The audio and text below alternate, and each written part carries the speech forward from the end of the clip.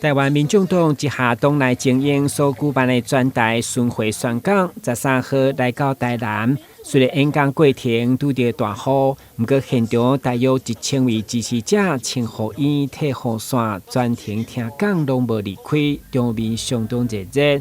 会中10位讲员轮番演讲，考试民进党受严格监督，就讲对方是恶强的人。不过反强的结果，间谍拢伫民进党内。会中国民党籍立委嘉伦介嘛到场赞声，受到热烈的欢呼。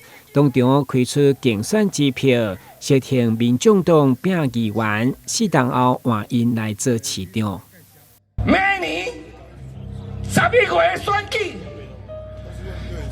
民众党的市议员上少爱调50色，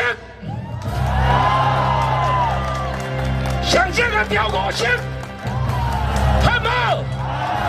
好无？机会，恁若是想要有食量，家做看卖。我干那做4党尔，哦，我4党来改变一个单区，后壁咱若交互民众党来拍拼，你看呐？好唔好啦？最后，党主席黄国昌嘛伫正人期待推出至少，但也阁有良心来登场，希望呼应前主席郭文铁所讲，政治无困难，找回良心利益。你毋是像民进党替人民纳税2条9000多亿之前，阁不断谣言抹黑在野党。我们给了民进党政府，给了赖清德，台湾史上最高的预算。2兆9000多亿，2兆9000多亿，到今天，他们还不敢面对这个事实，到今天还持续的在台湾各地造谣。我之前有问过民进党，这个世界上。